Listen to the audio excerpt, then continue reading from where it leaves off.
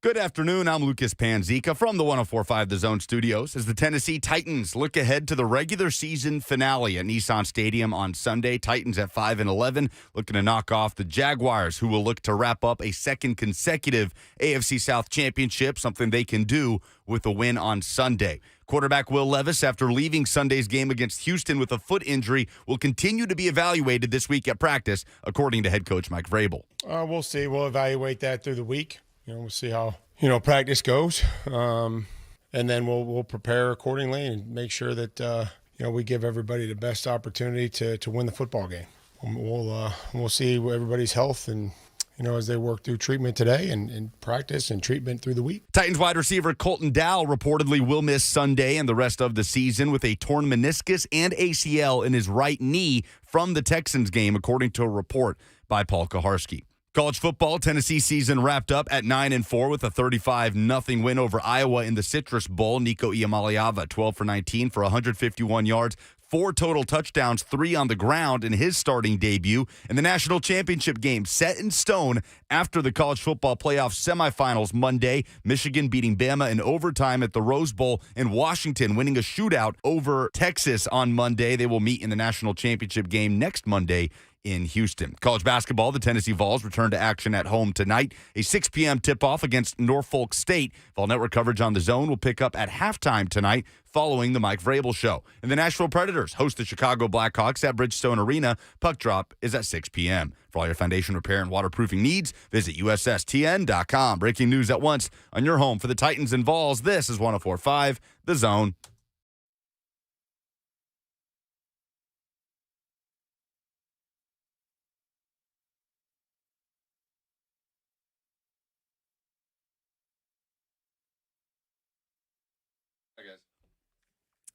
Let's do this. Feels like Monday, but it's Tuesday. It's Moose Day. I don't know. I'll combine that. I'll make up. Yeah, I don't know what it is. It's the second day of January, though. Happy New Year to everybody. Oh, yes, it's the second. Did y'all stay up last night and watch the entirety of those couple of games? Did you? Come on now. I'm asking. I know the answer, I think, for you. Yeah, I definitely did not. I watched all of that Alabama game, though.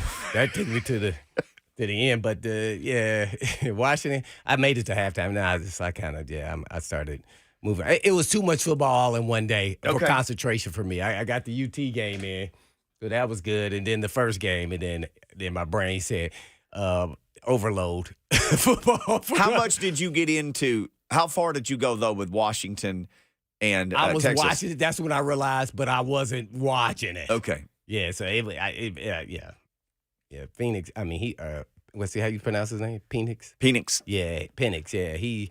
Because I remember him at IU, and I remember he committed to Tennessee for a little while there, and then he, dumped and Jeremy him Pruitt said he didn't want him. Who? Jeremy Pruitt said he didn't want him. Oh, well, well, we never know what's the true story, but that could have been the truth, and that's why he had to go somewhere else. But he was at IU for 4 years. He tore his ACL a couple years there, and then but he played well when he did play. Sure did. And I think he played even as a freshman. I can recall, or he got in as a freshman. And then he's done a fabulous job there. So I watched him early, but I kind of dozed off. I mean, I kind of lost focus there, even in the second quarter. But I was all in on the Michigan-Alabama, though. That I was all in.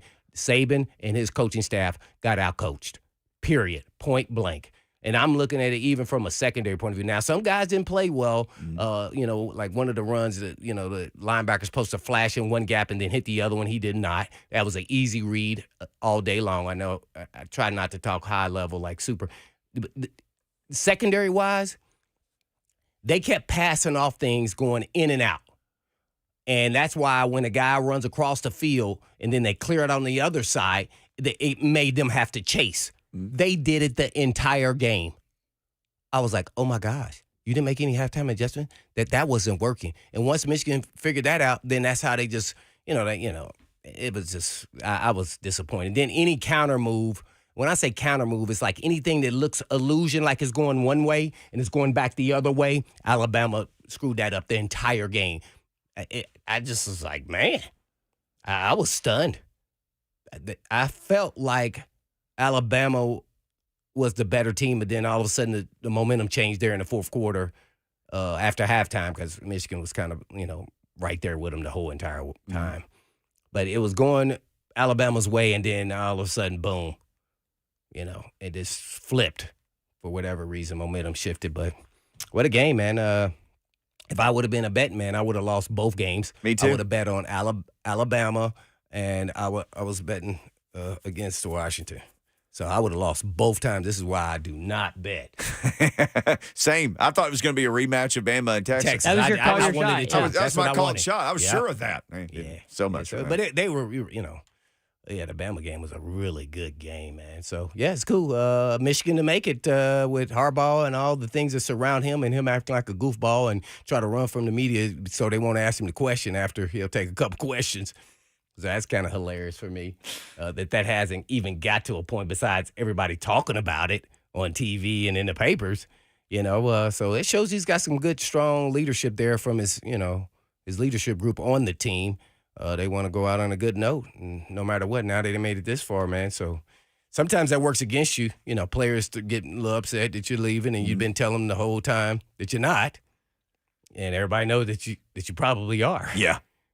So Chargers' job awaits, I would imagine, or maybe Chicago. I mean, somewhere, yeah. Yeah, but it's funny though. For whatever reason, I like Harbaugh because he's so goofy. I like him.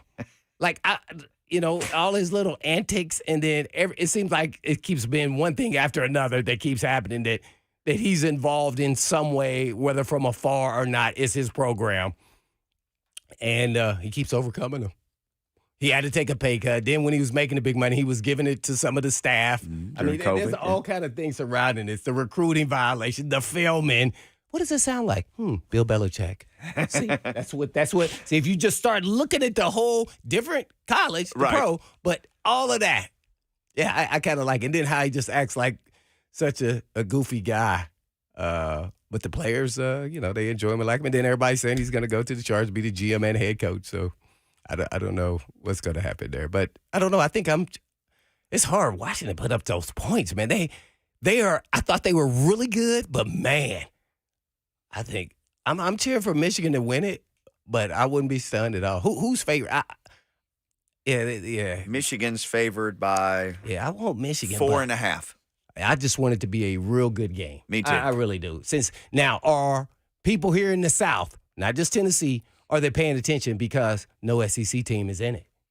That is the true question. Yeah. Because we all know the fandom of the South, and will the ratings go down because they're not there? They're not watching. Oh, I think 100%. I'm watching. I want to see what the ratings were for Alabama versus Michigan, the North versus the South, the SEC versus the Big Ten. Compared to the Texas and Washington. Yep. Now, it was later, but I would imagine the TV executives are hand-wringing over this like they probably did not want Washington in the final for TV purposes because you could like Washington, but most of us wouldn't even stay up late enough to watch them play. Mm-hmm. Most of America, especially on the East Coast, you'd be pretty unfamiliar with Washington other than highlights you watched on your phone or if you actually still watch SportsCenter. Right.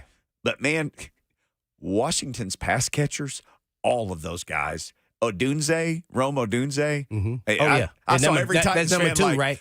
Yeah. What's his number? Yeah. 2. I saw saw the tip one. The tip one he caught. That was great concentration. Oh, by the way, I'm already putting it. The Titans should take him in the second round.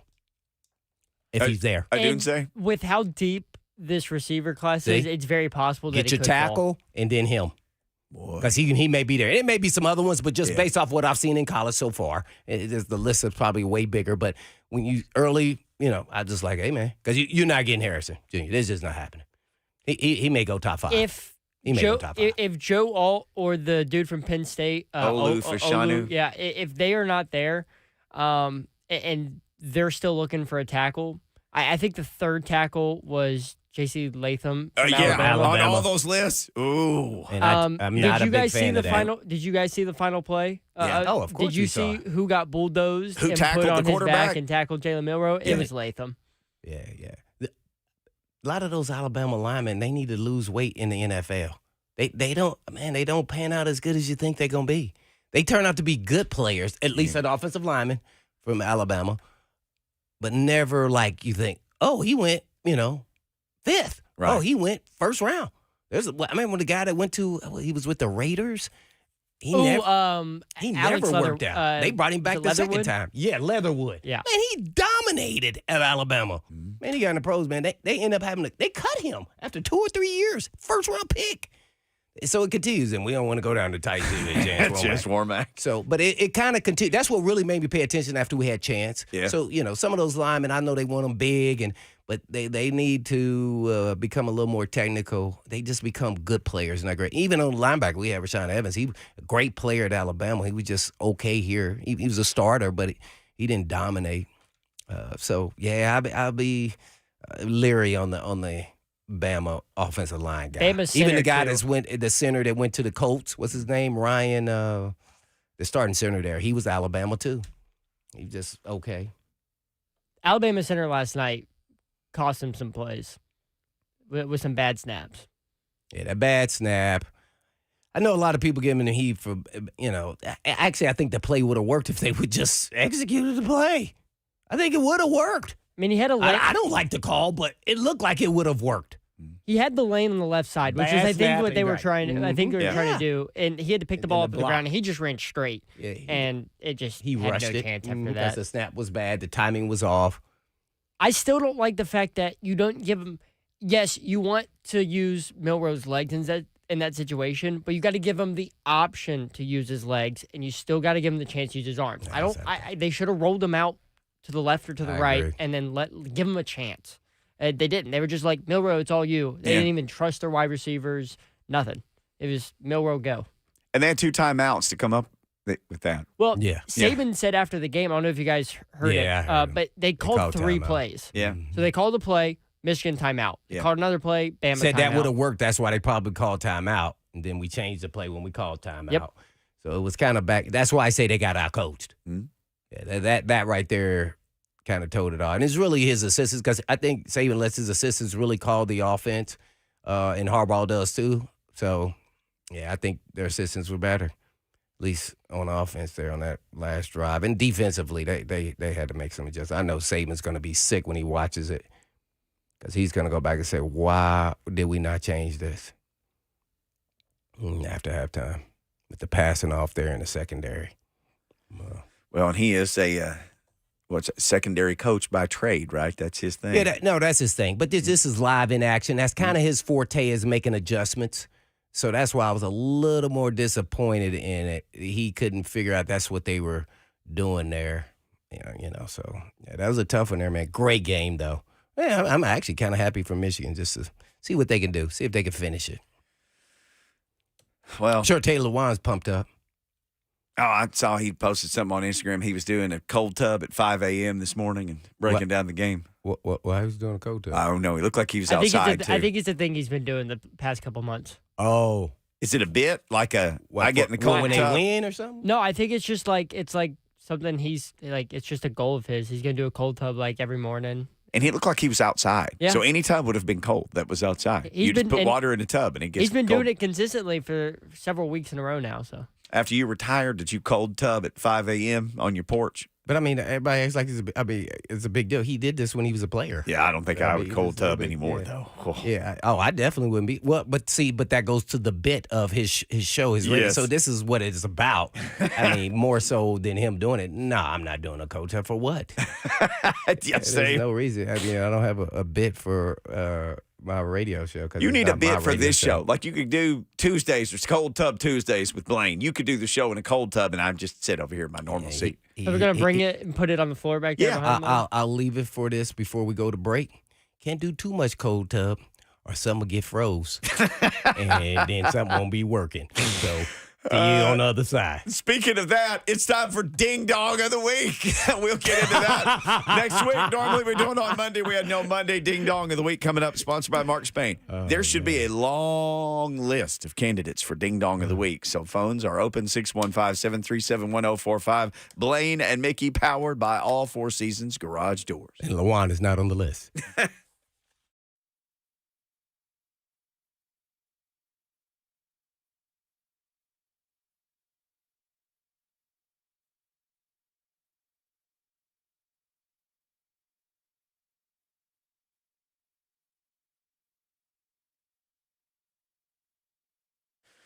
All right, it's a new year. It's a new you. Spent all of last year telling all of you guys and gals about my friends at PAI at WeGrowHair.com, and some of you listened, and some of you didn't listen. Well, guess what?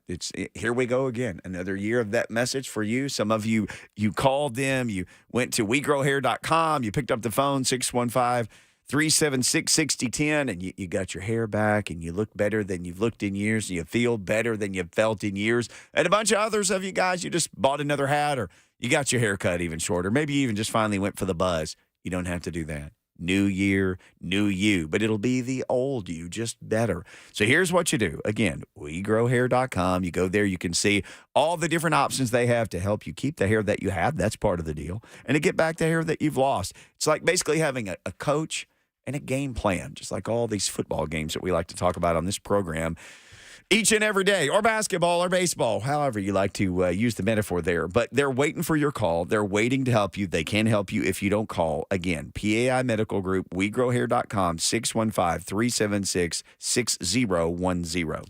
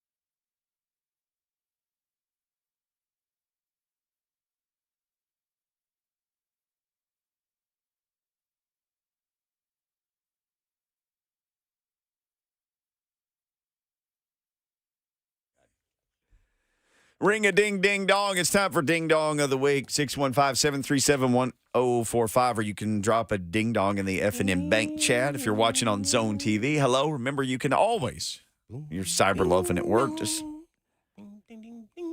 anywhere you want to watch on Zone TV, just do it. You can go to markspain.com to get a guaranteed offer on your home today and start packing. Don't sell your house in 2024. Or as we like to say, don't be a ding dong. Use Mark Spain. There's a lot of candidates. There's more ding-dongery over this last 4, 5, 6 days in sports than I have seen in a long, long time. Again, normally we do this on Monday, but So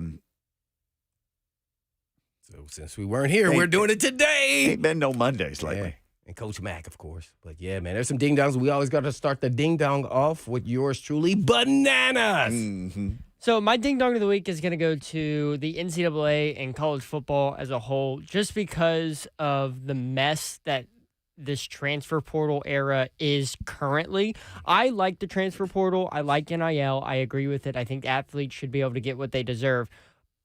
But it's so out of control right now, and they have done nothing to try and solve any of the issues. And I'm not blaming the athletes for taking advantage of the situation that is right now.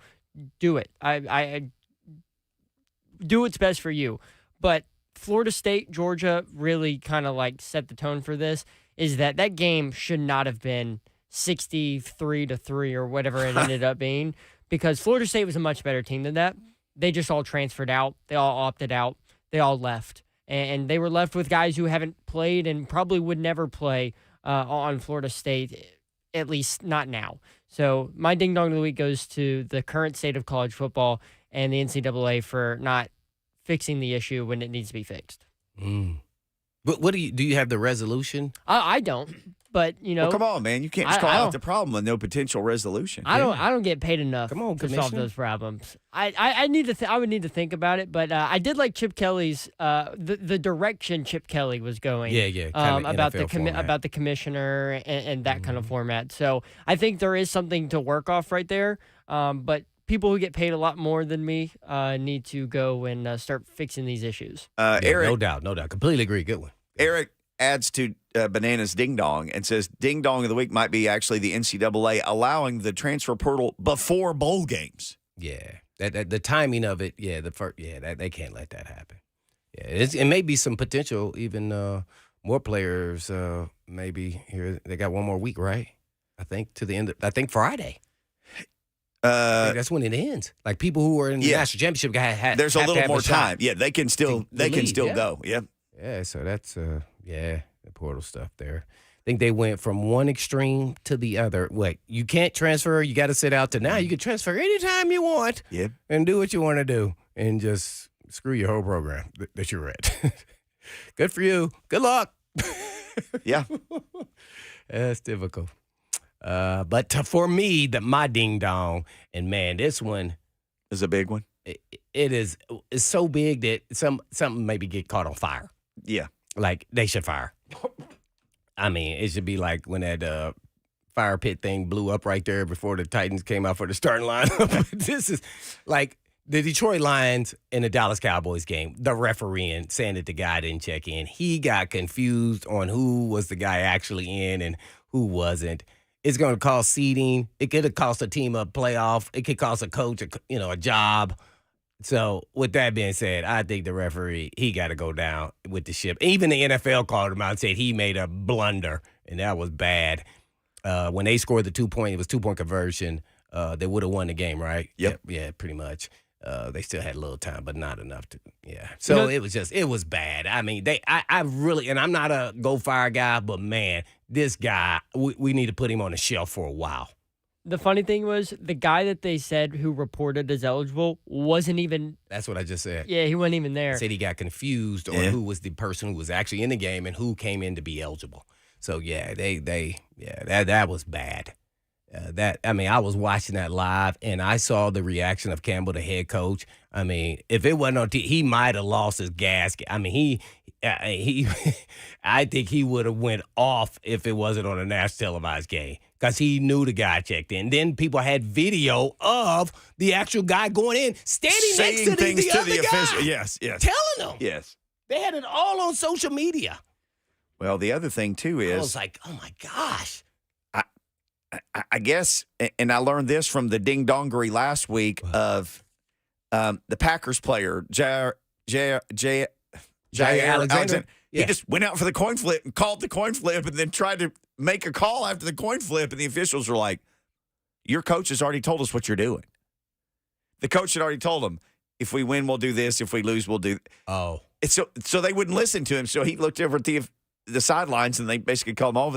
The Jair Alexander thing is a level of ding-dong. I didn't know that one. He wasn't a captain. He just went out for the coin flip because they were playing in his hometown. And then he got suspended for a very, very, very important game against the Vikings. Because of that? Yes, they suspended him. So what they said was that was a part of it, but there was also some other stuff behind the Like scenes. what? They didn't come out with that. Oh, I'm a big fan of his, too. He's really good. But I'm pretty sure it was just because of that. He went out with the captains and called the coin toss. He tried to make a call after winning the toss, but LaFleur had already told the officials that they were going to defer till the second half. He got asked, when he asked, why did you go out with the captains? He said, it's only suiting. I don't think the coach knew I was from Charlotte, so I went out. Okay. So this is at the beginning of the game. I was Yes. assuming it was like overtime. No, So this he is at the beginning of the game. He just went out and called the coin Oh, no, toss. you can't do that. He just went out with the captains You can't do that. Yeah. and called the you can't coin do toss. So That's a leftover the- ding-dong from last week. I'm not exactly sure how like the language is, but from this situation, from what I've kind of read about it, the language of like calling like the coin toss and like what you want to do if you win or if you lose is like a lot more complicated than it needs to be, in my opinion. Like in terms of like deferring towards the second half, I feel like it should be just, hey, we want the ball in the first half. That means we're gonna kick, or if we're gonna kick in the first half, like having to say like we defer and all. I think it's way overcomplicated, more than it needs to be.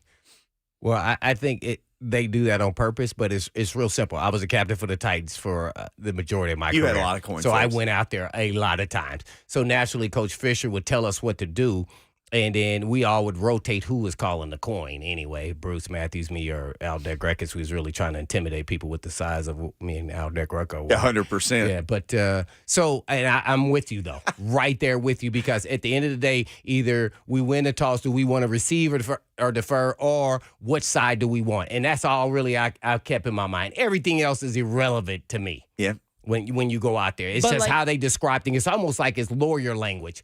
Like, well, dang, why can't you just say that instead Yes. of making it real complex and all this jargon, which becomes confusing? And if you say one thing, just say you mean one thing, but you say it wrong. Right, that's why I didn't never use their screw 'em language. over. I And never did. Jair Alexander got asked at his locker after But the he game. can't go out there with it. You cannot do that. They asked him, did you not know that the coach was going to defer the second half? He's like, yeah, I told him he's going to play defense. And they were like, that's not deferring. That's you saying, I'm making a choice. We will play defense. Not saying we're deferring the choice to the second half. We're giving them the choice for the first, that kind. He's Yeah. like, he looked at that group of reporters around his locker room like they were speaking a different language. Yeah. They said, no, your coach deferred. He's like, yeah, I deferred. I told him we was going to play defense. And they were like, all right, that's not what we're saying. Yeah, and him getting suspended, I bet he lost pay, because I'm interested in why the LaFleur, they didn't see him walking out there? No. This is before the game. There's not a lot that you're doing besides going and get your headset if you're the coaches. And he went right up to the the referee. DB coaches, the D coordinators, the head coach. Yep. What were y'all? So y'all just let him walk out there and then be like, hey, what are you doing? Nope. He just went out there and started making calls. Nah, dude. Fishbone might have set you down for the whole game, man. They set him for the game. Yeah, it's sorry. What, the next game, right? The next game. Yeah. I'm talking about that game. Oh, Fishbone this would have a seat. This your hometown? Oh, well, tell him hi while you sitting there. Yeah, bro, you can't do that, man. Yeah, boy. We never had a character like that who would do something like that.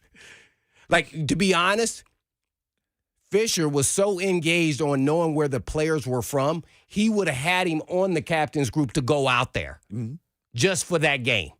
just to make, especially he's an elite player. Sure. He's a Pro Bowl player. So he would have done that. And they switched captains apparently from game to game. They could have made him a captain. Yeah. Oh, you know who did that was Philly. I was captain of one of the games. Me, Barry Gardner, and Todd Pinkston. The skinniest human being I've ever seen in the NFL. Wide receiver. Yeah. Mm-hmm. So I got a picture of that in my house. But yeah, yeah. All Right. So they do that too. So it's just kind of interesting to see how the dynamics of different coaches what they do. Pretty good submission here on Twitter by Tim the Titans fan. It's the Michael Lombardi stuff from this weekend, where he was on his podcast and said that Mike Vrabel, his contract is up this year, and then how he said he had misspoke, and it was not a misspeak. It was wrong. He had the wrong information. He put the wrong information out. Well, someone had commented on that tweet and said, Vrabel's gone, bro. I know it. You know it. The day they hired Rand Carthon, it was set in stone. He will be on TV next year or possibly the Patriots if Bob Kraft can find an agreeable trade. Who said that? Some other People fan. on Twitter. Yeah, on Twitter. Well, I mean, you made it seem like that was credible. I mean, because the guy who stated it and made a mistake is a credible person. Yeah. I mean, I think that's where the ding-dongery comes in with Michael Lombardi. I don't know. Like, did you, outside of this area, do you think people knew he got an extension? See, that's what I'm getting at. Like, that wasn't breaking news. We never saw it on TV. See? So we want to jump on the guy who's a national guy, but it is his job to know. Yeah. He should know. So this is one of my big thing and pet peeves about coaches, how we don't know when they get extensions and what they are. We still don't know what Vrabel makes. No idea. I have to wait till the taxes come out the next year to go look it up. I mean, you know what a player getting, don't you? You know, every quarterback, you know exactly what they're making. If not, you can just Google it. Every last penny. Yeah. Yeah.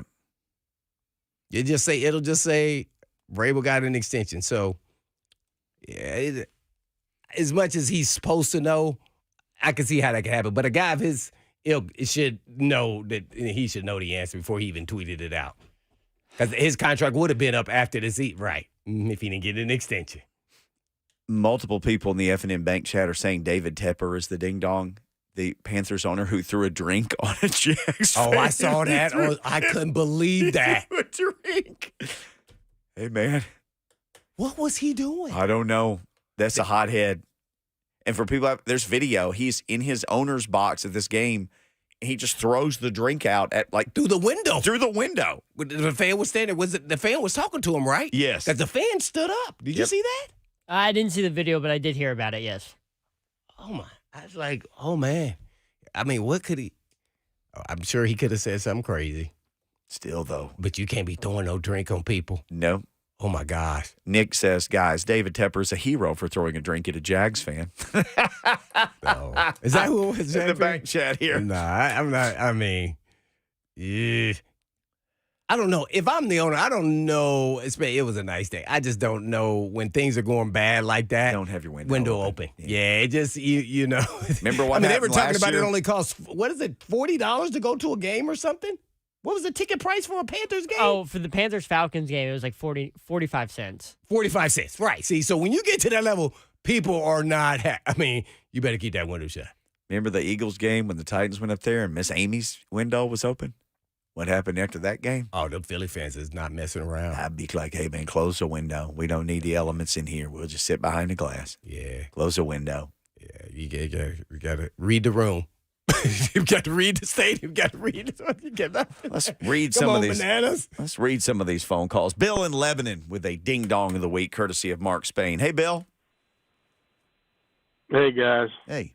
What's going on, Hey, man.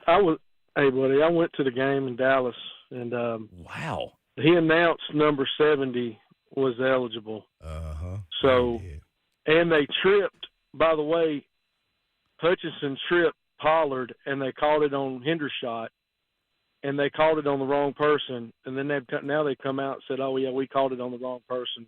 And that would have been the game. It was a 15-yard penalty, and they could have run the clock out. And Detroit had illegal formation because 68 was the end man on the line of scrimmage, and the receiver was off the line. So however you want to call it, it was the right call.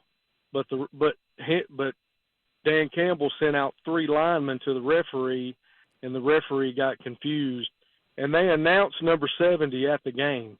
Mm-hmm. So Jared Goff should have stopped or called timeout or something when he heard number 70. So, I think the ding-dong is Dan Campbell. Mm.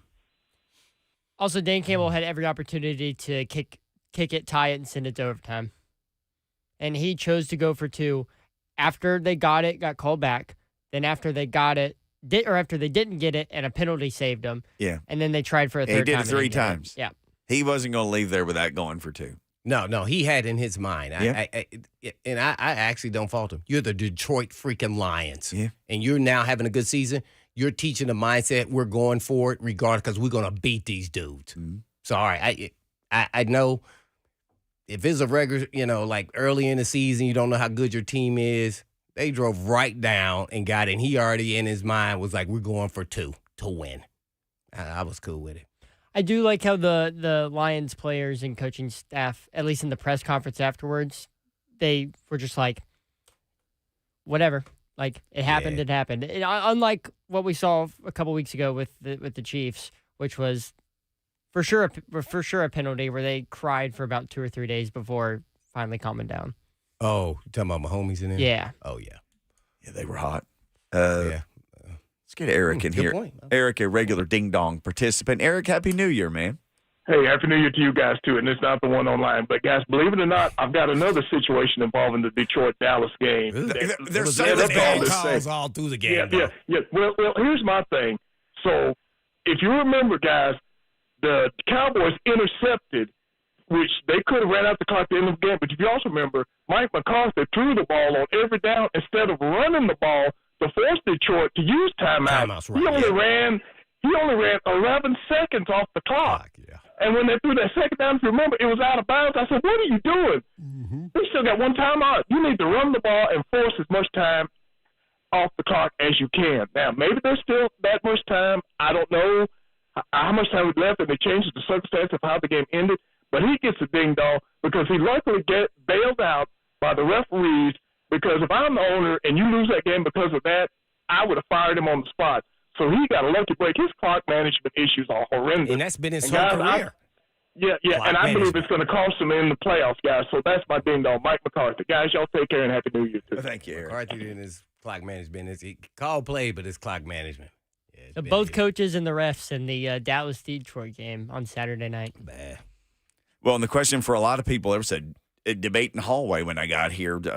Charlie Cook, who's one of our coworkers here, is a Lions fan. He was mad, and he was telling everybody they need to hire the refs full-time, and they got to figure something out about this. And I don't know what the answer is. I mean, it's $1 billion industry. They could hire the refs full-time. I like the eye in the sky, like, was it the USFL had? XFL? Well, there wasn't the USXFL. It's all Big One family now, but where they have the guy who can overrule things. But anyway, I don't know what they're going to do, but they've got to come up with a system. So we got to solve that. We got to solve the transfer portal. It's a lot of things we got to solve. All right, let's finish up with Ding Dong of the Week next. 615-737-1045. I never got to share mine. I'll share mine on the other side. A couple more in the F&M Bank chat. And again, 615-737-1045. Or you can tweet us at Blaine and Mickey. That'll get you there as we finish up Ding Dong of the Week next.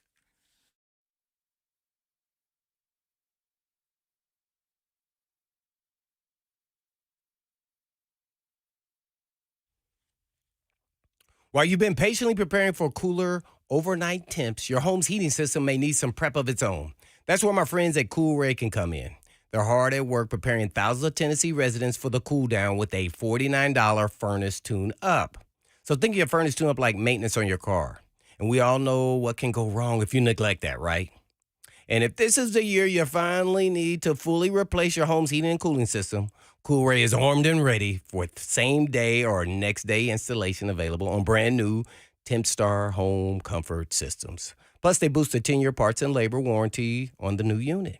So schedule your $49 tune-up or any other heating, cooling, plumbing, or electrical related by visiting online at Coolray.com.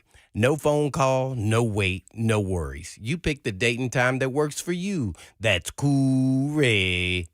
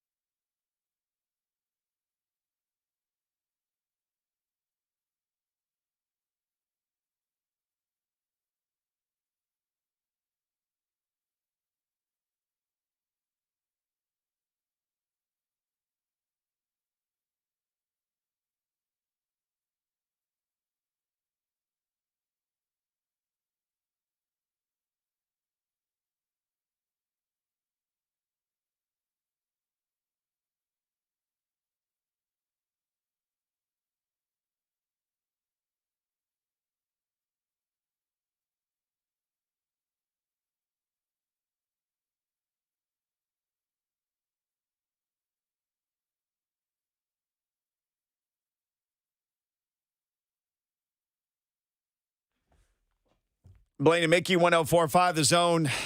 You want to tweet us at Blaine and Mickey. Ding dong of the week. Clay Phillips says to Blaine and Mickey on Twitter, Dillard, he's awful. Oh, He gave Dillard his ding dong of the week. man, I have to say this. I believe that it could never get worse than twice daily. I really believe that. Dillard is worse than twice daily. I made a mistake. Dillard is worse. And I'm going to take it this far now. Dillard has to take ownership that he hasn't got any better. But, man, what are the coaches coaching him on? Because he hasn't got any better. He's gotten worse since the day we saw him in game one. I'm sorry. He's gotten worse. And you cannot talk about Anderson. Anderson was out there with a high ankle sprain. He was limping out there, still getting sacks. I'm sorry. He's gotten worse. They didn't got in his head. He is way worse now. And you got to believe a player knows his career is on the line here. He's going to do everything he can to get better. And they have not he's gotten worse. They have not helped him at all. So you want to hear something really, really bad? So these are the Titans' pass protection grades per PFF against the Texans.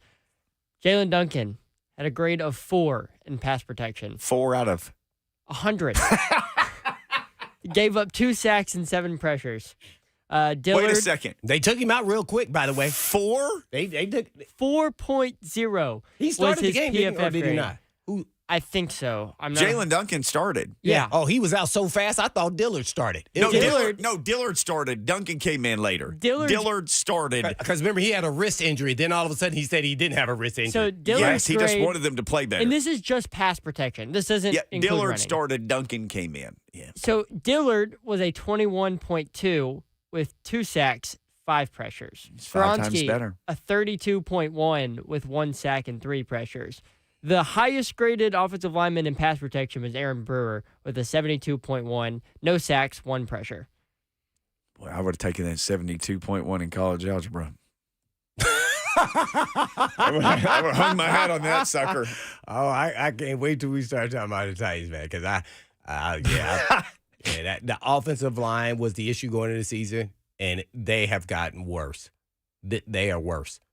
And I'm going to go down to every last one of them. Nick Even says, your boy Skoronski. This last month, he went down he might as well jump off a cliff.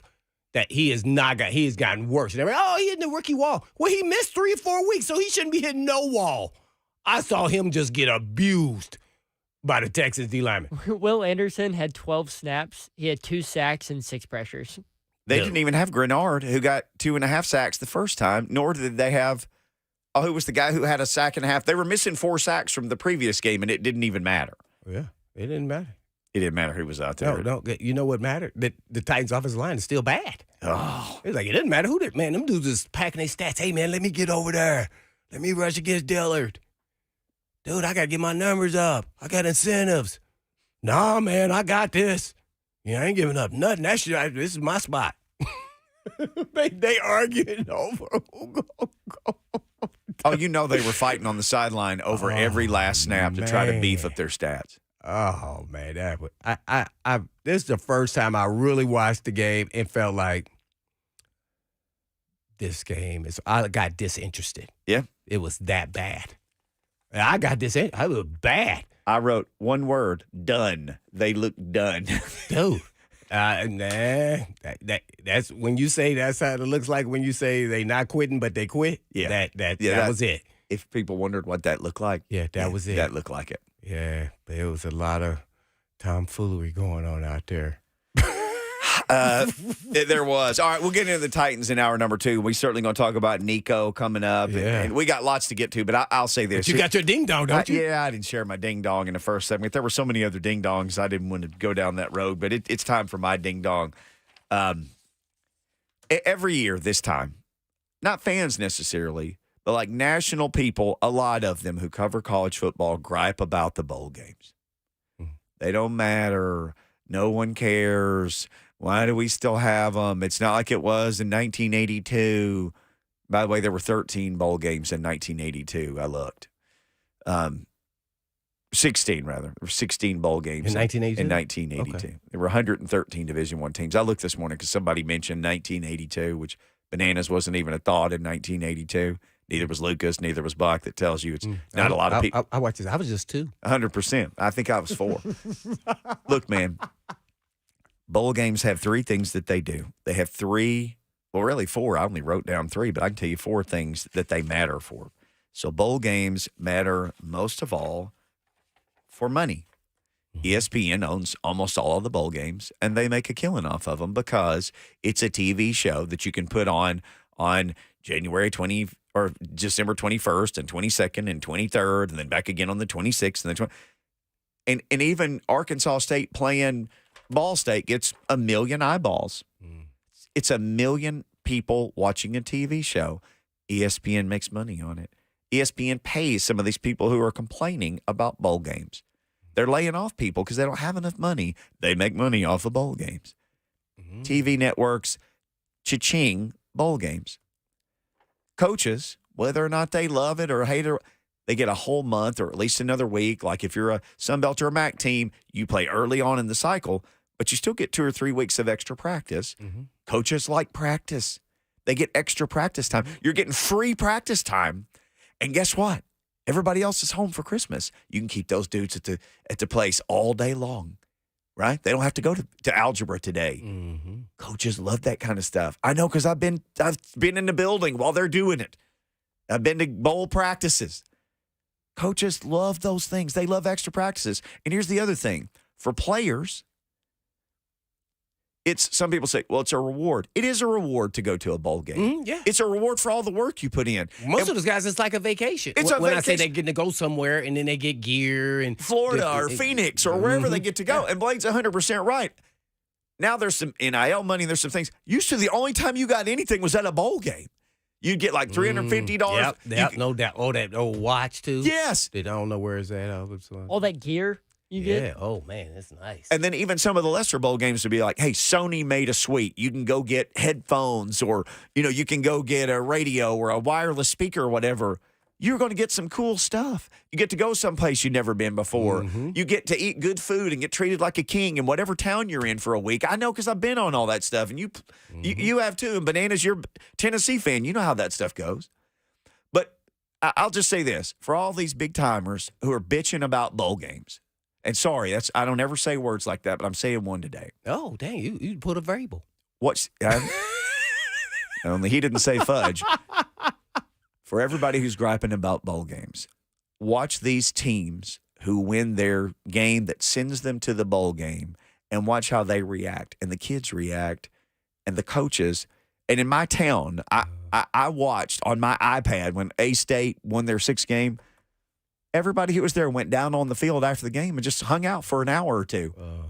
Tell me that doesn't mean anything to anybody. So stop that. In honor of Blaine Bishop, this is a patent. Stop that. Stop. If you don't want to watch, don't watch. 1 million other people are going to watch. If you don't care about the Meineke Pop-Tarts Bowl, then don't watch. Yeah. But it's fun. It's an extra college football game. It didn't kill you because, Toledo played Wyoming. Like it doesn't and they matter. still watch too, by the way. They watch. So stop that. And I get it. People opt out now. But guess what? The next guy who maybe didn't get to start a whole game for his whole career, he got to start that game. He'll tell his grandkids, hey, man, I started in a bowl game. There was a quarterback who started for one of the teams and won the bowl game. He was done with football. He had finished. He was a backup his whole career. They called him and said, hey, man, we know you're graduated. He was just going to go on and let him finish. They said, come back and you can start the bowl game. And he won the game. So stop that. There's storylines, there's money, there's practice time, there's a reward. And here's the final thing. Fans carry all sports. Fans carry this radio station. Fans carry everything. They tote the note for everything that happens. And fans like bowl games, and they like to go to them. And guess what? They buy the tickets, and they buy the hotel rooms that pay the Chamber of Commerce's money, who in turn sponsor these bowl games. So just stop that. Stop the bowl snobbery. Stop it. There you have it. Sorry, man. I was hot. Oh. I had to take my sweatshirt off. Yeah. All right, hour number 2 coming. I had to get that off my chest. Yeah. Sandy wants to join in, and Robert and Dixon has another ding-dong. We'll just keep this ding-dong party rolling in an hour or 2. Ding-dongery. Yes.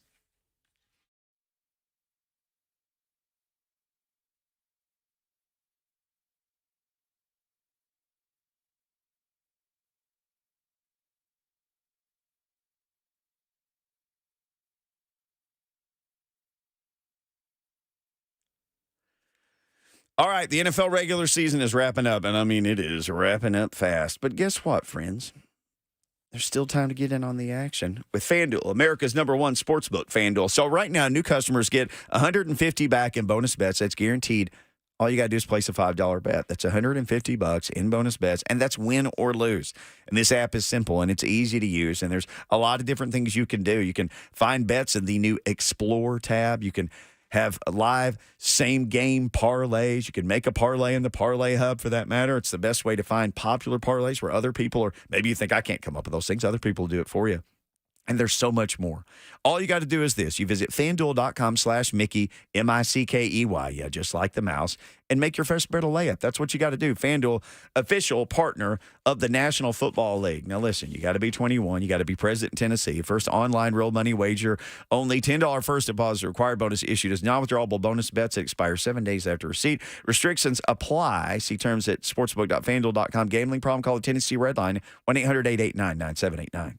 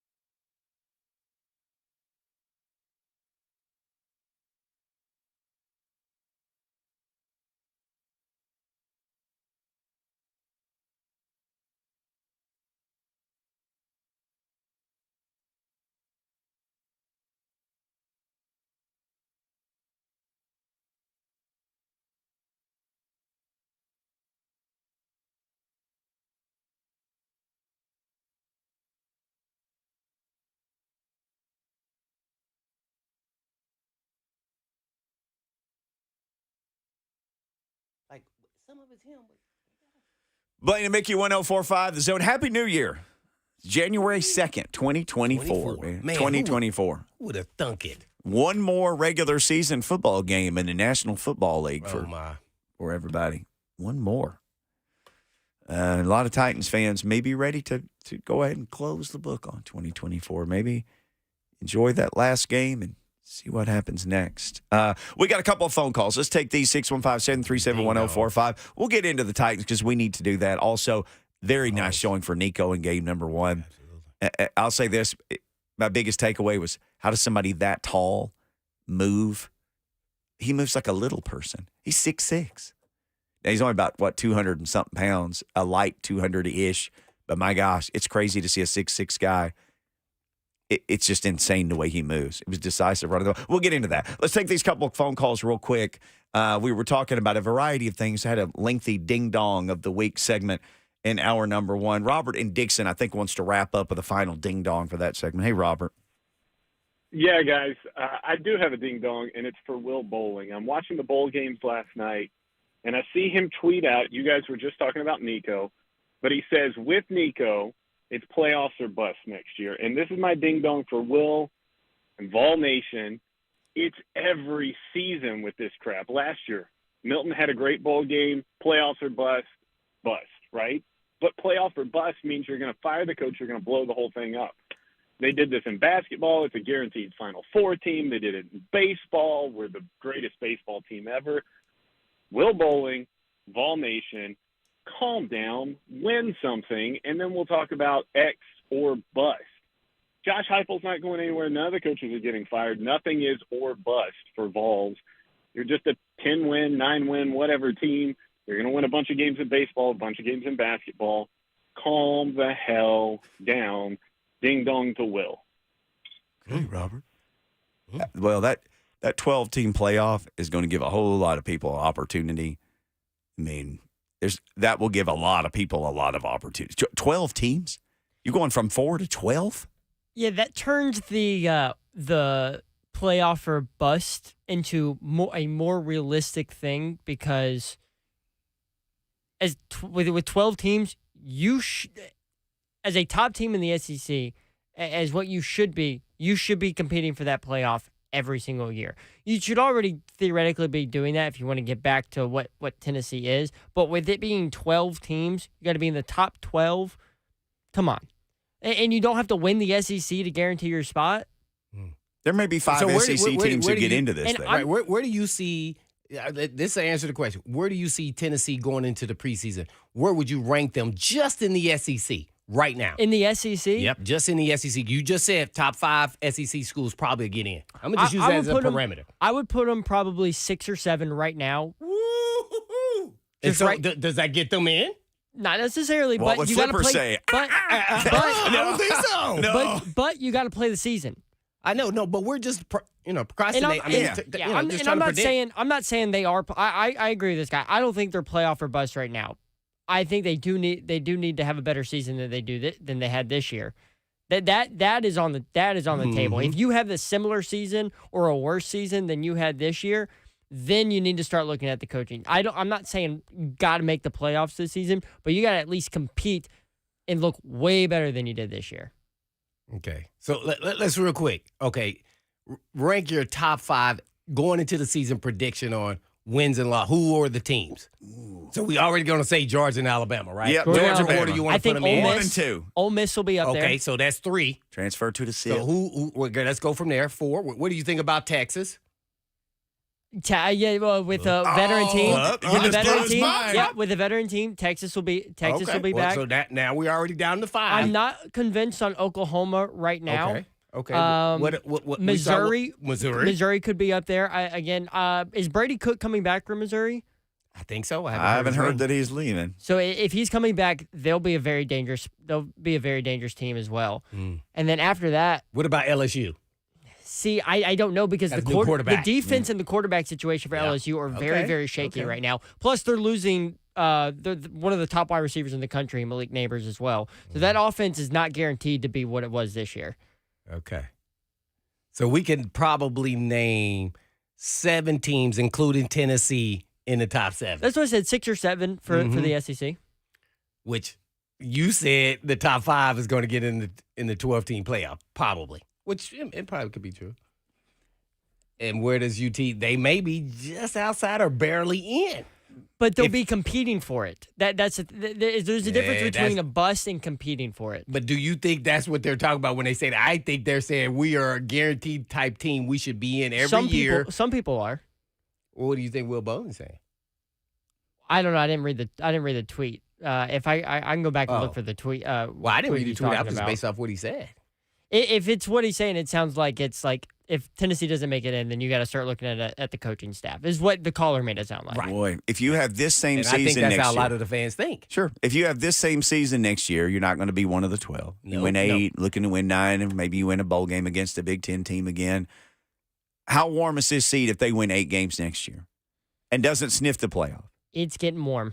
It's getting warm. They're not going to fire him because I think they'll give him another. They'll give. As long as, you're not losing guys like to the transfer portal, especially in key guys like your quarterback, which we've seen happen a lot around this, especially this year, they'll give him another shot. But if you do it again, and you completely miss out and you have an average season way under expectations the following year, then it's time to make a decision there. What did they finish? What ranking did they finish with Hooker as the quarterback? Well, I know he didn't finish the season. They were number 6 in the country. Because Alabama was 5 because they put Alabama ahead of Tennessee, even though they have the same record in Tennessee. Yeah. That was a whole debacle. So Tennessee was 6, Bama was 5, and then you had the top 4. So I think that's where they need to be, and I'm always compare it to that team, and I just don't think this team is going to be that. Not in Nico's first year, unless he takes a huge jump and do some magical things. And that's what I'm saying. I agree with the caller. Can. I don't think it's playoff or bust this year. You just got to do better than you did in 2023. That's your goal. You got to get back to that 9-10 win mark in the regular season, not including bowl game. With the new quarterback, yes. Who has higher upside, but he's got to continue to grow. You're going to need some receivers step up. Well, that receiving, Is Drew McCoy coming back or no? He hasn't announced it yet. It's possible. Supposedly they're campaigning to try to get him back, but he hasn't said. What happened to that guy, the kid from A&M? They were trying to get. I just saw a report from an On3 reporter saying that Tennessee is moving away from recruiting him. So it looks like that is done. But they still have, I believe, a really good, solid group. With if McCoy comes back, that would just completely boost it. But they have Squirrel White. They have Chris Brazel the second, who's out of Tulane, who had a really good year this year. He was a freshman All-American, I believe, for Tulane. Then they have Dante Thornton, who looked really good before he got hurt, especially when they started moving him to the outside and letting him work as an outside receiver instead of forcing him inside. Mm-hmm. And then they have the guys, they have Caleb Webb and Chaz Nimrod, plus the 5-star Mike Matthews, who I don't know how he's going to fit into Josh Heupel's offense, especially as a freshman.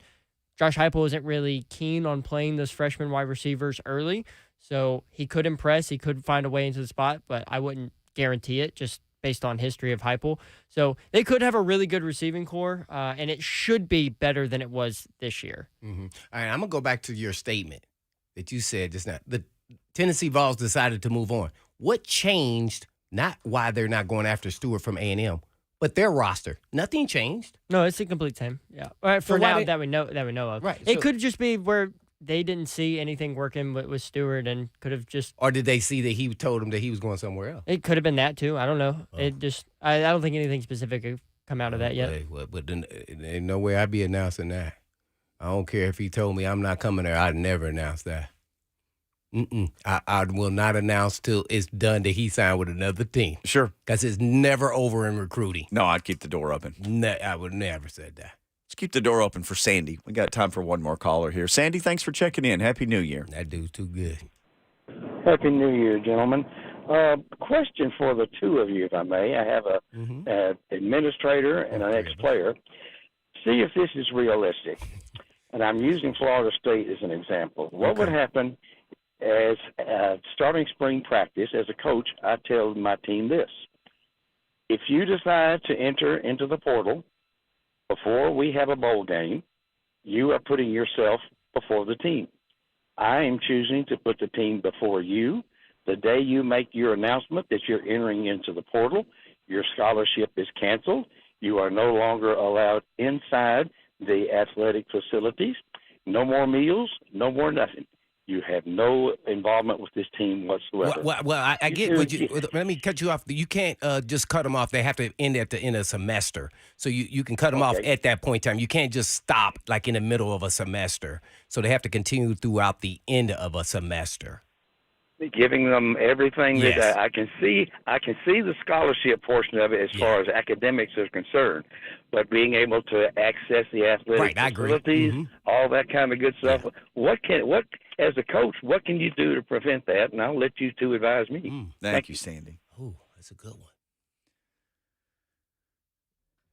Well, I'll let you go there, administrator.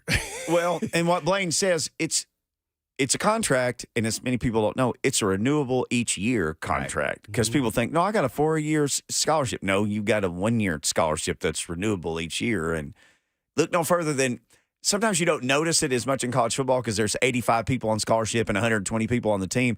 Watch your favorite college basketball teams and see how many people kind of disappear every year at the end of the year because those coaches are like, hey, man, sorry. Who can I call to help you get it? There's 14 scholarships, I think, for men's college basketball and 15, I think, for women's. Watch men's college basketball and see how many people just kind of disappear off rosters at the end of every year.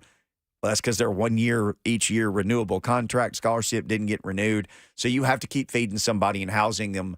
That's their scholarship. Like Blaine said, till the end of the semester. Yeah. Well, I thought that was a great question. So it's very informative. And I think that's the take I would take just as though he said it. Right. As a coach, then, okay, look, we'll give you everything you want, but as far as being around the facilities, being around the guys, you can't work out here. You got to go to the student center to go work out. Everything else, your boarding, your food, and everything else is still paid for. So that's the only thing you can really strip from them is that you just can't be around this team. Yep.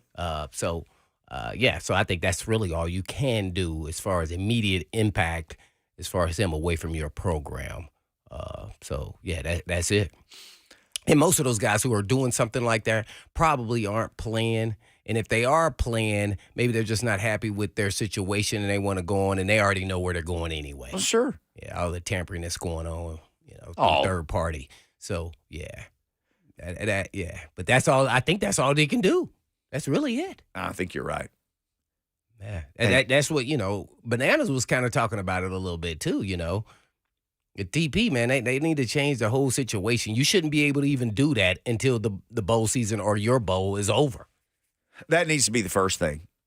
Unless something, you flunked out to school. Oh, well, sure. But the first change that needs to be made is, because I heard some talking head said, you ever heard of free agency in a sport while the season is still going on? Yeah. Well, that was Lane Kiffin. Was it Kiffin who said that? Yeah. Mm-hmm. He was like, so the season's going on. People can just come and go during the season.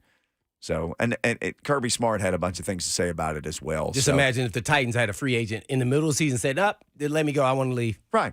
Jeff Simmons this week, I know I'm hurt, but I'm going to go ahead and leave. Yeah, I can get $100 million over here. You only offer 82. That's it. Mm-hmm. Bye. I'm sure if he's listening, he's like, oh, I'd like that system. You as a player would love that system. All right, Coach Mack has been around for a lot of systems. Let's get Coach Mack next. Appreciate all the participation and the calls and the tweets and everything. Fantastic stuff. Starting off 2024 with a bang, and we got the Mac Attack next.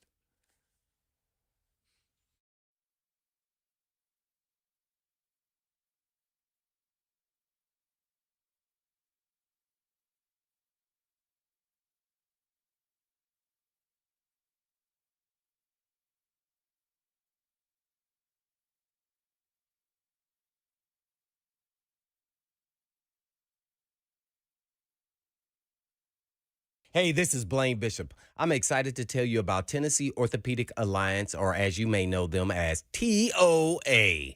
TOA has 29 locations and over 100 orthopedic physicians throughout Middle and East Tennessee to take care of all your musculoskeletal needs.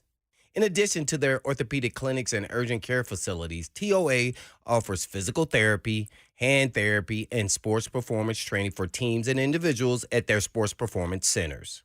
And as a former professional athlete, I know how important access to expert orthopedic care is. Whether you're an athlete, active adult, or just looking to get back into living your best life, you can visit TOA online at TOA.com or call them at 1-855-NEED-TOA. 1-855-NEED-TOA.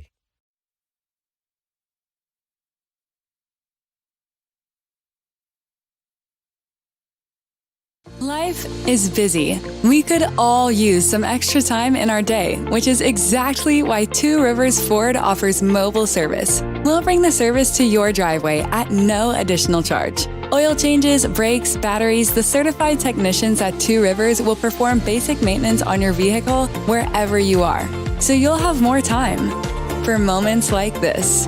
Schedule your mobile service appointment by scanning the QR code or calling Two Rivers Ford today.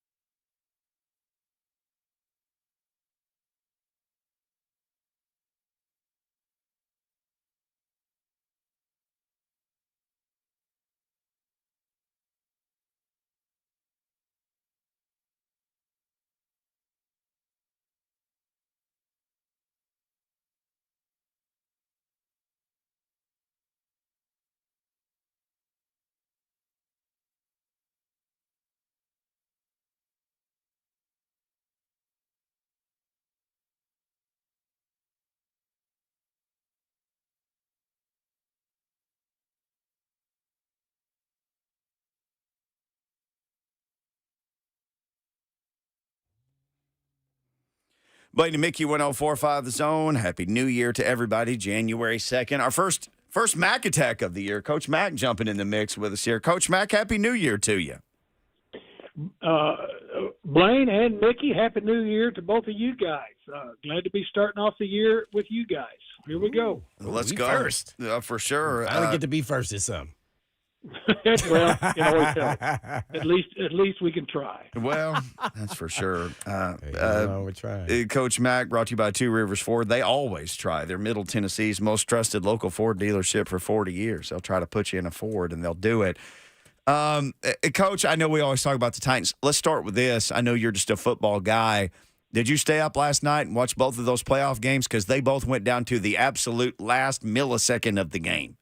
I watched every last millisecond of both games. Woo! Me too. It was outstanding. I mean, if you're talking about if you want to get two good matchups for the semifinals in your last 4-team playoff, they had it. I mean, they were both right down to it, and both teams were straining their guts out to win the game. I mean, it was I really, really enjoyed it. Of course, the atmosphere at both places was completely exactly as it should be. I thoroughly enjoyed it. I thought it was really good for college football. Oh, it's fantastic. People are saying it's the best semifinal night that we've seen, which I would agree with 100%. I wish the Titans had been able to match that level of excitement in the game. I heard you saying this as the game ended, and I'm kind of paraphrasing, and you can probably remember exactly how you said it. They were basically unable to win any meaningful snaps on Sunday. And you and Rhett were talking about this in the post game, and you essentially said they weren't without chances. It just seemed like every time there was a meaningful snap, they just couldn't win that snap. Yeah, and that's what happens. I mean, NFL games, just like the games we're talking about that we watched on television, come down to moments. They come down to moments, and one team, is successful in the moment, and one team isn't, and that is usually the team that loses is usually the one that's not successful in those moments that pop up during the game. You never know when they're going to come. That's why you have to play consistently all the way through and then be able to capitalize on those moments. And they were not able to do that. And, we talked about penalties going into that game. They needed to be reduced. Well, they were reduced, but 2 of the 3 were extremely costly because 2 of the 3, either negated a first down or gave an opponent a first down when the defense had them 3 and out and backed up. And so the margin for error for this team right now, because of where they are talent-wise, is very, very thin. And you cannot afford any of those self-inflicted wounds. And those when you're struggling really stick out. Coach Mac, always enjoy these segments. The Mac Attack, again, brought to you by Two Rivers Ford. Same time every Tuesday. Well, Coach, let's go. We can all see the negative. Let's start off with at least a positive. What are some bright spots that you, I guess, saw in the Titans this past game? Well, I still think we've got 2 double-digit edge rushers that I think have put together, and really all 3 of them have put together really good years out there. Now, the defensive front, the defensive down linemen have been decimated by injury. I mean, you watch those guys practice, and there weren't very many guys that were there from the start. But you wanted positives. I think the play of Tyjae Spears and Derrick Henry both is a positive. Those guys, when given a chance, they've done something with it. I think D-Hop has been very, very consistent the whole time that he's been playing, and I think Will Levis has been a real positive. I mean, he's been a positive as far as to his learning curve as to what's going on. I mean, I love his competitive nature. I like the fact that he wants to be in there and he wants to be learning and playing. I think all of that is a real positive. But it's a team game, and basically everybody depends on somebody else to be sure that they're all successful. So I talk about Will Levis. I think he's a real positive, but he can't be a positive if he can't be protected. And then the other thing is that you have to be able to. The other thing I thought was really positive in that game was the red zone defense that the defense played. Absolutely fantastic. Now they play, and you look at it. I think they're ranked 1 or 2 in the league right now in red zone defense. But you and I have talked before, and we've talked openly on the air about it here, because we both, spent most of our lives on the defensive side of the ball in our NFL careers. When you're playing defense in the National Football League with your heels on the cliff all the time, I mean, you expect yourself to be able to stop it and make plays every time. But it helps if it's a more complimentary type thing that you're not having to do it all the time. Because basically when you look at the game, I mean, the defense gave up 19 points. Mm-hmm. Basically gave up 19 points in a ball game, and that should keep you in most. But in these one score losses, it hasn't been enough. And really, the only thing that matters at the end is winning. Because you heard the head coach say it today, and he was very distinct when he said it. I think a reporter asked him, "Well, why is it so important to win this last game?" And he said very succinctly, "Because losing sucks," and it does, and it does, because if you're competitive and you're in this business, the thought of losing and as much as losing hurts when it's done with, that's what you fight not to feel. Oh, yeah, no doubt about it. I'd be pissed off if we lost, and I'd be everybody over there laughing in the hallways. They Blaine, relax. Nah, man, I'm pissed off. You still not pissed off that we lost? Well, and to me, there shouldn't be. Everywhere I've ever worked, if you lost, there was nobody really ever laughing in the hallways.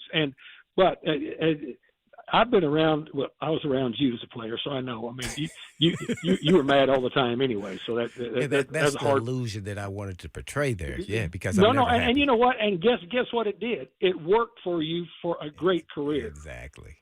Yeah, no doubt about it. Well, Coach, now that it's coming toward the end here, potentially for King Henry, when you have a superstar player like that on your roster, and this may be his last game, do you try to make sure that he goes up on a big note, and do you overemphasize or try to draw up more plays for him? How does that process work? I've never been in a coaching situation, let alone some great player like that. So what do you try to do, or do you just let the game play out like a regular game? You let the game play out. I mean, I've been with two guys. I was with Walter Payton his last game, and Mike Ditka, and we didn't do anything different. We just, you let the game play out, let the great player be a great player.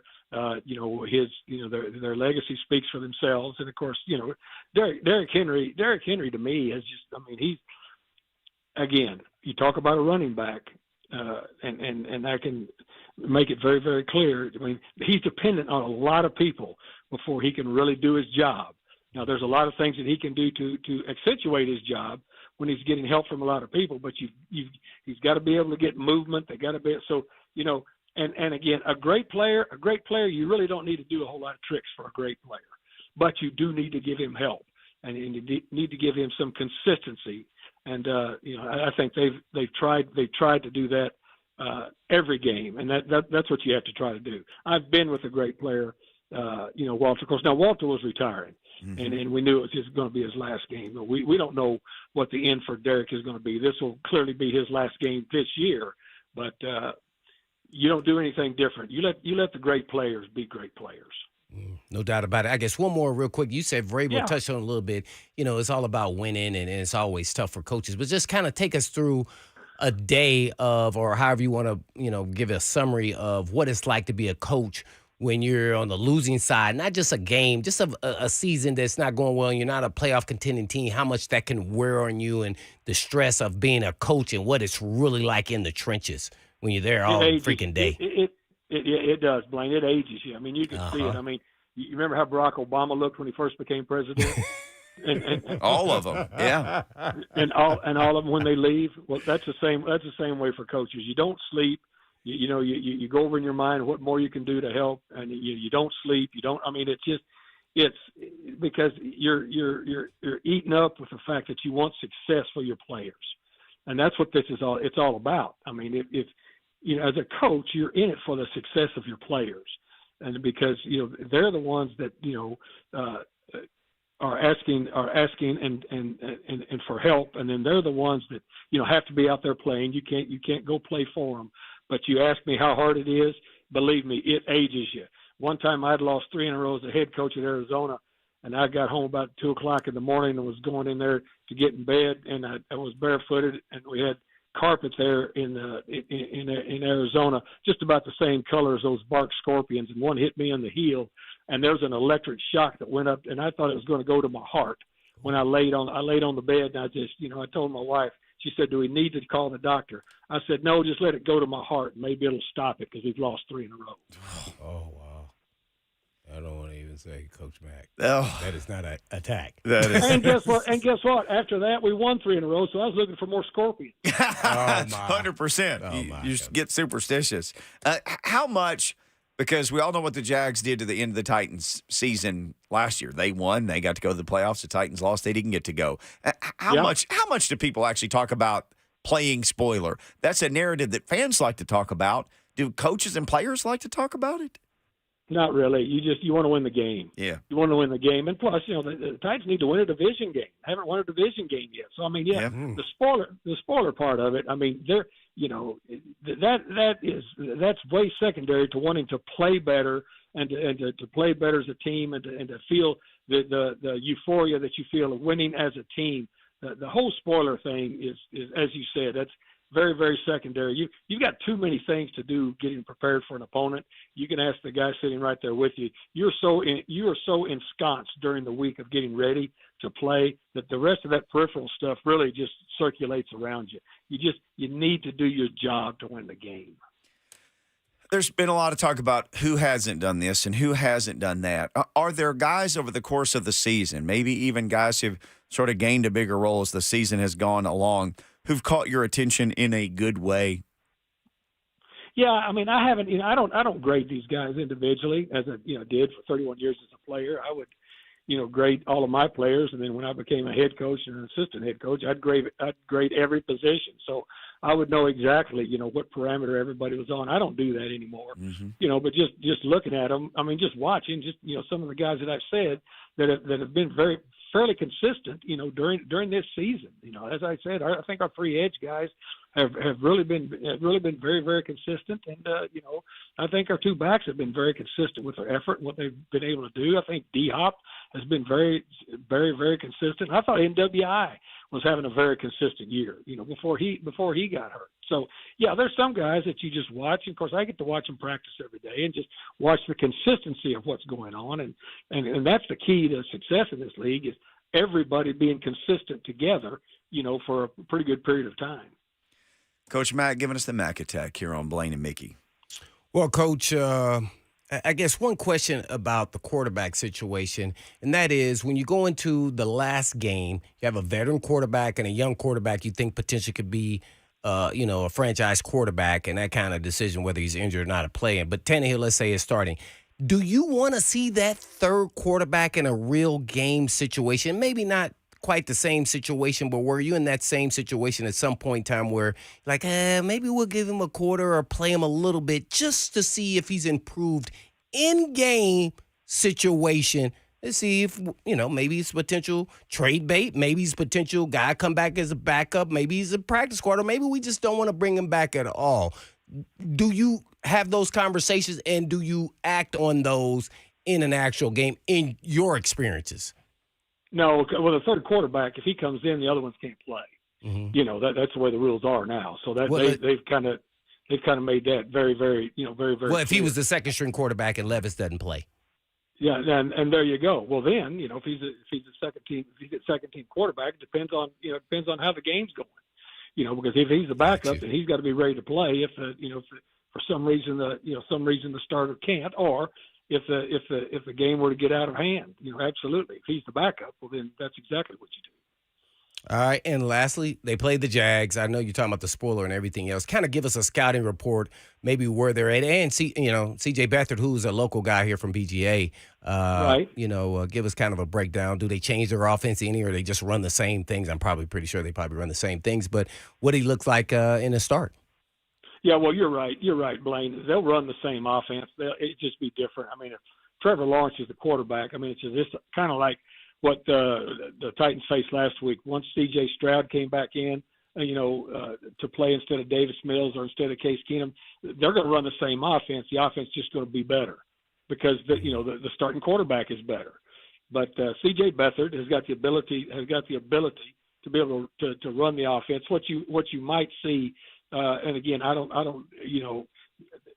wouldn't know exactly what they might delete or add to a game plan whether either one of them are in there. But I don't think the general flavor of the offense will change very much. The execution might change just because there's got to be a difference between your third-team quarterback and your first-team quarterback.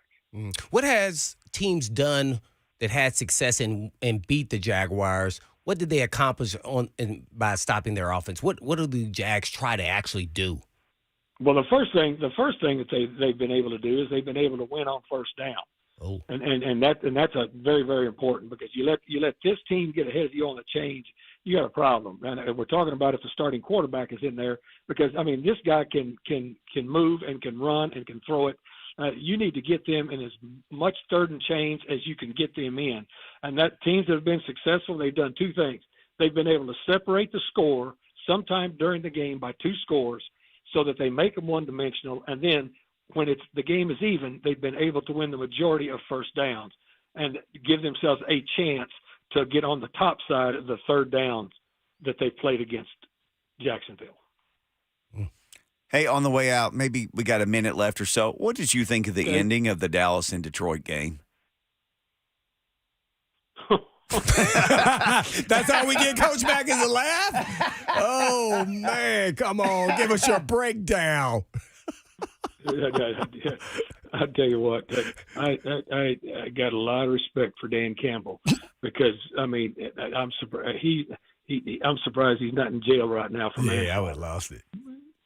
Well, he did lose it, but I mean, he did lose it, but he lost it to a point. Look, and Brad Allen has made other mistakes too. And again, I'm not anti-official. I'm anti not consistent. I'm anti not being consistent. Brad Allen, when he came into the league, from the ACC, and he came in as an umpire. But Mike Carey, I mean, I've been doing this a long time, guys. I know all these guys. Mike Carey was retiring that year as a referee, and a good referee. You remember Mike Carey, sure. Blaine? I mean, Mike Carey was a great referee, but he was retiring, and so he retired late, and so they fast-tracked Brad Allen. When he came in, he was going to be an umpire, and they said, well, we got to – so he was a referee before he was ever any other type of official in the National Football League. All right, so he was fast-tracked into that, and this isn't the only controversial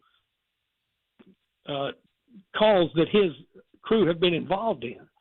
I mean, he's doing the Steelers game this week, so good luck, Mike Tomlin. Coach. Man, he got another good game. Coach, thank you for the time. Happy New Year to you. Look forward to another great year hanging out with you on this program and all across the station. Mac Attack. Guys, you guys are the best. Happy New Year. See you. Happy New Year, Coach. All right, we'll come back. We'll wrap things up. We really haven't even had time to talk much Titans, so let's get into that next before we say goodbye on this Tuesday. What?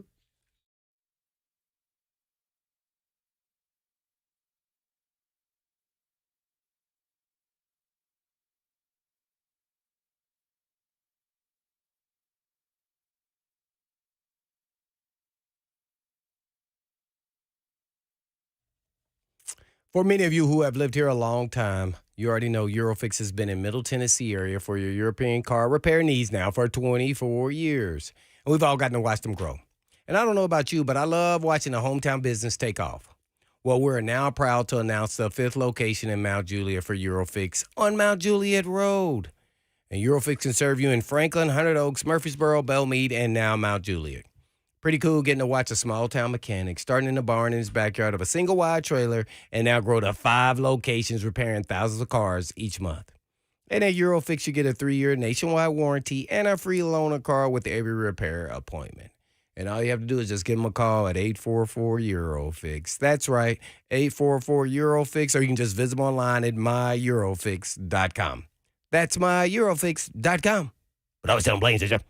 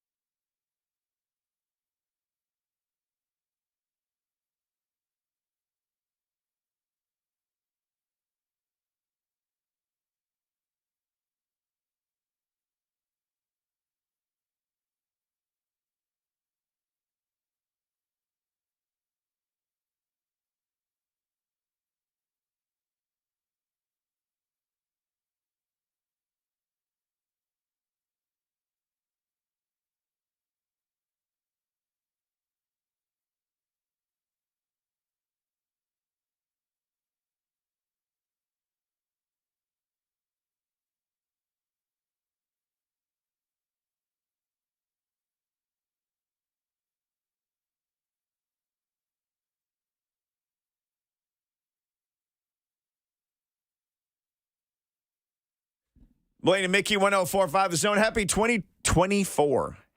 Man, we were supposed to have flying cars by now. Remember, we were going to have we were going to have all this technology and stuff. Instead, we just have electric. Just charge them up. Man, we got that far anyway. Plug-in cars. It's 2024, and we still can't figure out NFL officials. Can't figure out the chains. The chains fell apart in the game last night. You can't trust us humans. You got the chain and the stick. No GPS in the ball or anything. Oh, man. Titans didn't have many GPSs in their balls Sunday against the Texans. Man, their balls got GPS. And let's give away okay, Joey Banana says you got like 5 minutes, so give away these tickets. Ring in the New Year, Smashville. Here you go. The Preds are red hot right now. 104.5 The Zone. We got your chance to see them in action this week thanks to our Window Nation ticket window. Sucker's open right now. Caller 5 now gets 2 tickets to see the Preds take on the Calgary Flames. That's Thursday night. That's January 4th. That's at Bridgestone Arena. Caller 5 now. 2 tickets. 615-737-1045. Your chance to win the tickets. January 4th is 90s night in Smashville. Celebrate with 90s music and a slap bracelet crowd giveaway. All your tickets are available at NashvillePredators.com/tickets as you celebrate the 25th anniversary season and 25 years of Smashville. Call it 615-737-1045. Mike Vrabel said a bunch of stuff today. He said the F word. He said a lot of things. He got bleeped out on the radio. About winning. Yeah, how it sucks not or losing. But somebody asked him again about, if Levis can't go, he said, then we'd play Ryan. If I'm Malik Willis, you know how maybe your job's going bad and you feel like maybe they're looking to replace you and you feel like you got to look over your shoulder all the time and stuff. So your friends might say, your mentor, they might say, I'd go ahead and freshen up your resume. Mm-hmm. Yeah. If I was Phillips and Malik Willis and some of those guys, I'd probably be freshening up my resume. Yeah. But the difference in sports and your real job is they control if you get to freshen up your resume. Yeah. That is the difference because they can control your playing time. And so I think this is where you're going is specifically Malik Willis. And as I said before 3 games ago, I would play him at some point before these last 3 games, which now is down to 1 game. Yep. I don't care what Levis says. He's not playing this game. That would be me if I was the head coach. That's why I'm not coaching. But he was not. He would not be on the radar. If he can get back, maybe he could be the 3rd. Mm-hmm. But I'm trying to go with Tannehill, and I want to see Malik Willis play in this game. Because I want to evaluate him and see if he's improved. It's hard to sit on the sideline and then all this time and then say that you've improved based off the last time we saw your performance. So I want to see him. And last time we saw him was in a preseason game, really. And he improved from the previous time. Mm-hmm. So I want to see because not only that, you can't go wrong because whether you like him or don't like him, he could become maybe some form of a trade, maybe 6th-round pick or something. I don't know if he goes out there and does well. If not, you already probably know if he doesn't play that you're probably moving on from him. Mm-hmm. Specifically because you probably want a veteran-type quarterback or someone with experience behind Levis. Right.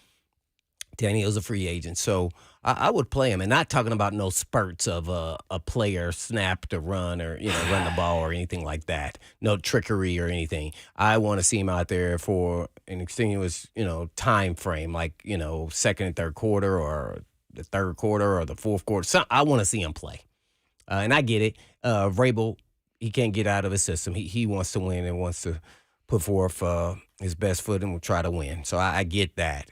With Tannehill, and by the way, you're paying him a lot of dough, so why not let him go out there? But I would want to play Malik Willis a little bit in this game, and probably more than a little bit for me, because at this point in time, what's 1 loss or 1 win going to do different for me personally? Oh, it makes me feel good going into the offseason? No. Yeah. Oh, we won our last game. So it doesn't matter. Now it's about development. I told you that's where I was thinking this whole 3 time. It's about development and see where we can go. That's why I'm a little perturbed about them and the offensive line not getting better. They are getting worse against less players who are, let's say, not as talented as the previous players they've played. Mm-hmm. So that was a little alarming for me. So in particular Diller, but I think Skoronski and Brewer, the whole line. I was thoroughly like they are not getting better, so that bothers me. So other than that, they're going to get out there and play strong and hard because those guys are all trying to vie for a job not here, but somewhere else, or a backup role somewhere. And oh, by the way, my evaluation, there's a lot of different things going on here, but you got to honor the king and D-Hop getting over 1,000 yards. Those are milestones that a lot of players don't ever get to, so consecutively too, by the way, or some consecutively, I guess, in Henry. But, yeah, so that was a pretty cool. Oh, gosh. So, Henry's 5th in rushing in the league behind this old line. And that's incredible. And so for people to say he lost it, boy, I'd love to see a lot of running backs run behind this line and see what they would have got. Hurt. Ooh. Yeah, that would have happened. Yeah. So, unfortunate, man, but it was tough sledding for me watching the game after they got up like 20-0. And the block, the punt deal with Murphy, that's just like a Vrabel thing that he would get perturbed with right there, boy. I don't think we'll see Murphy again this year either. Jiminy cricket. Yeah, I think Man. It didn't seem like he wanted to talk much about him today. Oh, that hurt. And then, and another thing about the game, Burks and that freaking drop. Yeah, catch that. And I know Keith Bullock, I got to bring his name up because he tried to call me out, talking about I was trying to be soft. Guess what? Availability, and then when he does play, Burks, I got to see if he can be a 2. No, he said, no, he should be a 1. No, he hasn't played well enough to even and get targets enough to say he's even the consideration for a 1. So, no, we got to take baby steps. Let's see him be for sure a 2. He ain't even proved that yet. Yeah, he just needed his baby hands to catch that ball with his baby steps. Well, maybe he had baby hands because his big hands would have caught it. It bounced like a brick bouncing off 2 boards, man. That was a beautiful throw by Billy Jeans. That was a great throw. Woo! It's all downhill from there. When they showed that slow-mo and it went through hit, I was like, oh, no. I thought it was just a tad too. Nope, it wasn't. That was their second play of the game. It all went downhill. Those 2 plays kind of, they just don't have a margin for error. And I don't like teams when they, you're just like, oh, we got to play perfect. No, well, you need to overcome it. This team is not good enough to do that. Well, we'll be good enough to be back tomorrow, we hope. So 3HL's coming up next. Happy New Year again to everybody. And it's time for us to get out of here. But in the meantime, in between time, peace.